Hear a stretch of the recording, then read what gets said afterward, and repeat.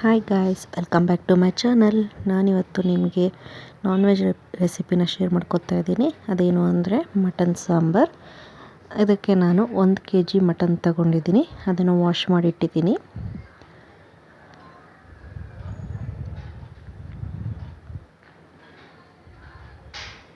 ಮತ್ತು ಒಂದು ದಪ್ಪದ ಈರುಳ್ಳಿ, 1 ಹಿಡಿಯಷ್ಟು ಬೆಳ್ಳುಳ್ಳಿ, 1 ಇಂಚು ಶುಂಠಿ,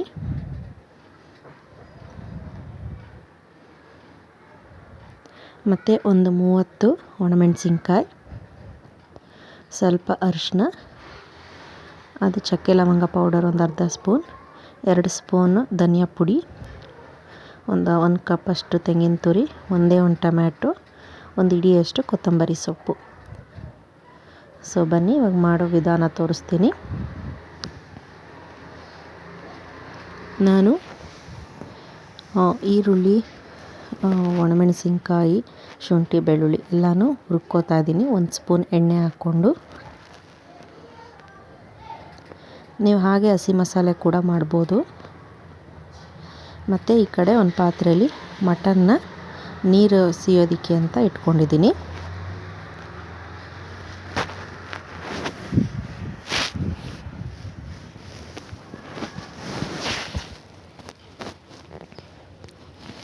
ಇದು ನೀವು ಹಸಿ ಮಸಾಲೆ ಕೂಡ ಮಾಡ್ಬೋದು. ಹಾಗೆ ಹುರಿದಿರ ರುಬ್ಕೊಂಡು ನಾವು ಹುರಿದು ಮಾಡ್ತೀವಿ, ಟೇಸ್ಟ್ ಚೆನ್ನಾಗಿರುತ್ತೆ.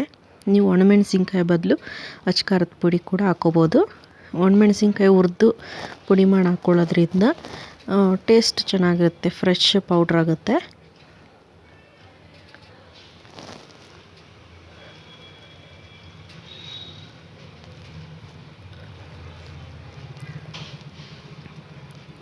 ಚೆನ್ನಾಗಿ ಪೌಡ್ರ್ ಹುರ್ಕೋಬೇಕದು.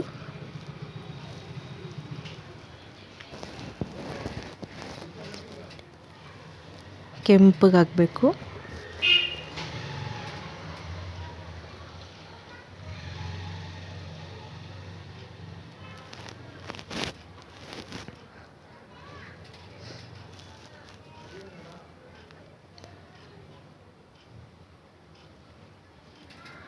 ನೋಡಿ ಈ ರೀತಿ ಆಗಿದೆ. ಇವಾಗ ನಾನು ಮೆಣಸಿನ್ಕಾಯಿನೆಲ್ಲ ಎತ್ಕೊಂಡ್ಬಿಡ್ತೀನಿ. ಯಾಕೆಂದರೆ ಅರಿಶಿನ, ಈರುಳ್ಳಿ ಅದೆಲ್ಲ ಸಪ್ರೇಟ್ ರುಬ್ಬೇಕು. ಮೆಣಸಿನ್ಕಾಯಿ ಮತ್ತು ತೆಂಗಿನಕಾಯಿ ಸಪ್ರೇಟ್ ರುಬ್ಕೋಬೇಕು.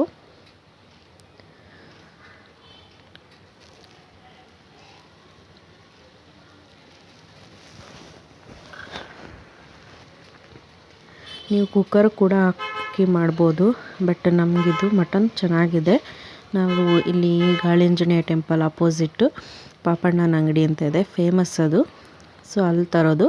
ಅಲ್ಲಿ ತುಂಬ ಚೆನ್ನಾಗಿರುತ್ತೆ ಮಟನ್ನು. ನಾವು ಕುಕ್ಕರ್ಗೆ ಹಾಕೋದೇ ಬೇಡ.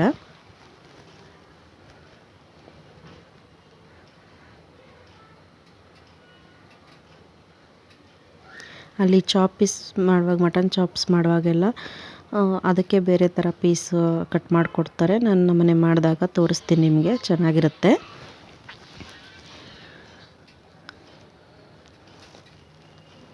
ಸೊ ನೋಡಿ ಎಲ್ಲ ಮೆಣಸಿನ್ಕಾಯಿನೆಲ್ಲ ತೆಗೆದಿಟ್ಕೊಂಡೆ. ಈಗ ಇದನ್ನು ರುಬ್ಕೊಳ್ಳೋಣ.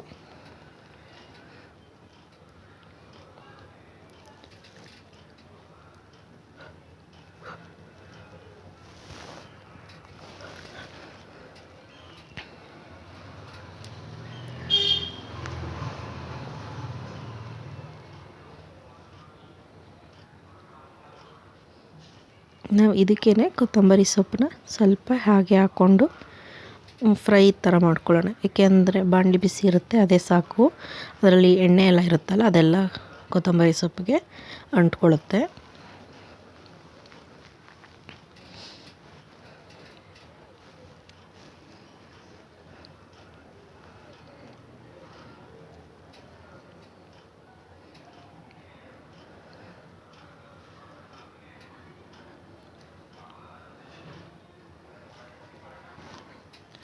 ಇದಕ್ಕೆ ಅರಿಶಿನ,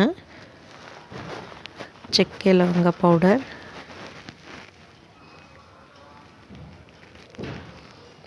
ಇವಾಗ ರುಬ್ಕೊಳ್ಳೋಣ.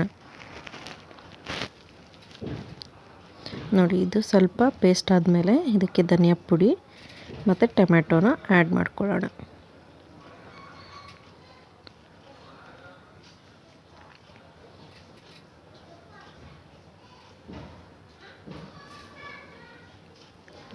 ಇದನ್ನು ಚೆನ್ನಾಗಿ ರುಬ್ಕೊಂಡಾಗಿದೆ.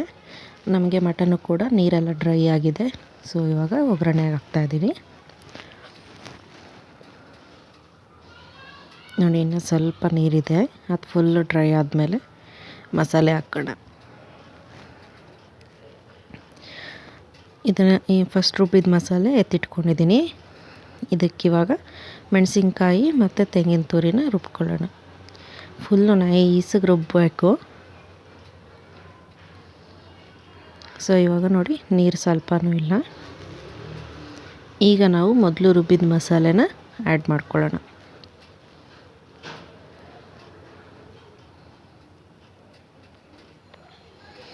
ನಿಮಗೆ ನೀರೆಷ್ಟು ಬೇಕೋ ಆ್ಯಡ್ ಮಾಡ್ಕೊಳ್ಳಿ.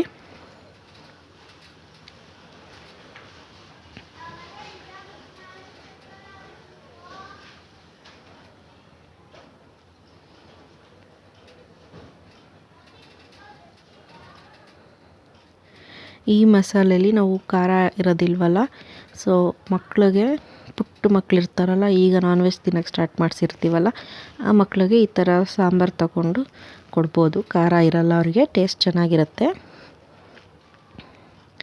ನಮ್ಮ ಪಾಪುಗಳಿಗೆಲ್ಲ ನಾವು ಹೀಗೆ ಕೊಡ್ತಾಯಿದ್ದು ಸ್ಟಾರ್ಟಿಂಗ್, ನಾನ್ ವೆಜ್ ಸ್ಟಾರ್ಟಿಂಗಲ್ಲಿ.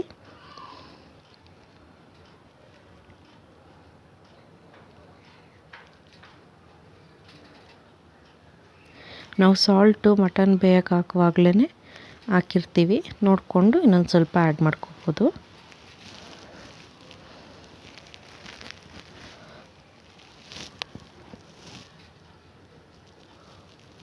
ಸೊ ಖಾರ ಮಸಾಲೆನೂ ರೆಡಿಯಾಗಿದೆ. ನಮಗದು ಇನ್ನೊಂದು ಸ್ವಲ್ಪ ಕುದಿ ಬರಲಿ, ಆಮೇಲೆ ಈ ಖಾರ ಹಾಕೋಣ. ನೋಡಿ, ಇದು ಕುದಿ ಬಂದ ಮೇಲೆ ನಾವು ಖಾರ ಹಾಕೋಣ.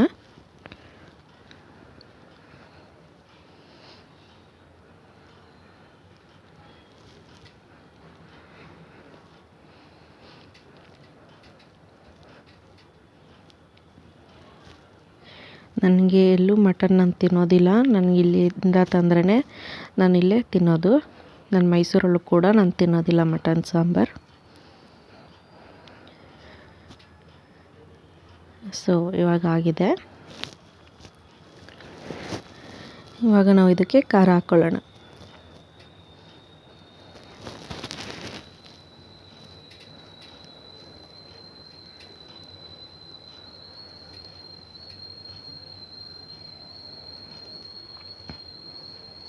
ಖಾರ ಹಾಕ್ಕೊಂಡು ನಿಮ್ಗೆ ನೀರು ಎಷ್ಟು ಬೇಕೋ ಹಾಕ್ಕೊಳ್ಳಿ. ಯಾವಾಗಲೂ ಮಟನ್ ಸಾರು, ಚಿಕನ್ ಸಾಂಬಾರೆಲ್ಲ ಮಾಡುವಾಗ ತೀರಾ ಗಟ್ಟಿ ಇರಬಾರ್ದು, ಚೆನ್ನಾಗಿರಲ್ಲ. ಸ್ವಲ್ಪ ತೆಳ್ಳಗಿದ್ರೆ ಅದು ಟೇಸ್ಟ್ ಚೆನ್ನಾಗಿರುತ್ತೆ.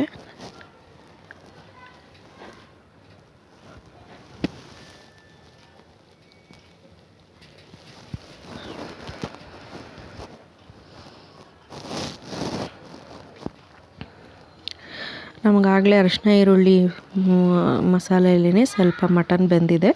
ಈಗ ಸ್ವಲ್ಪ ಖಾರ ಎಲ್ಲ ಬೆಂದರೆ ಸಾಕು. ಈಗ ಹಾಕಿರೋ ಖಾರ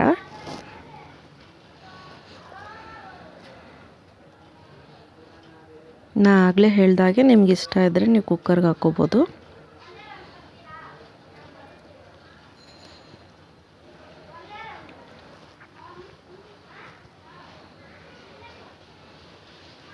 ಸೊ ಇವಾಗ ಖಾರ ಬೇಯಲಿ. ಸೊ ಫ್ರೆಂಡ್ಸ್ ನೋಡಿ, ಇವಾಗ ಚೆನ್ನಾಗಿ ಬೆಂದಿದೆ. ಮಟನ್ ಕೂಡ ಬೆಂದಿದೆ, ನೋಡ್ಬೋದು ನೀವು. ನಿಮಗೆ ಮಟನ್ ಹೇಗೆ ಬೆಂದಿದೆ ಗೊತ್ತಾಗಲ್ಲ ಅಂದರೆ ಒಂದು ಬಟ್ಲಿಗೆ ಹಾಕ್ಕೊಂಡು ಪ್ರೆಸ್ ಮಾಡಿ ನೋಡಿ, ಗೊತ್ತಾಗುತ್ತೆ. ನೋಡಿ, ಚೆನ್ನಾಗಿ ಬೆಂದಿದೆ.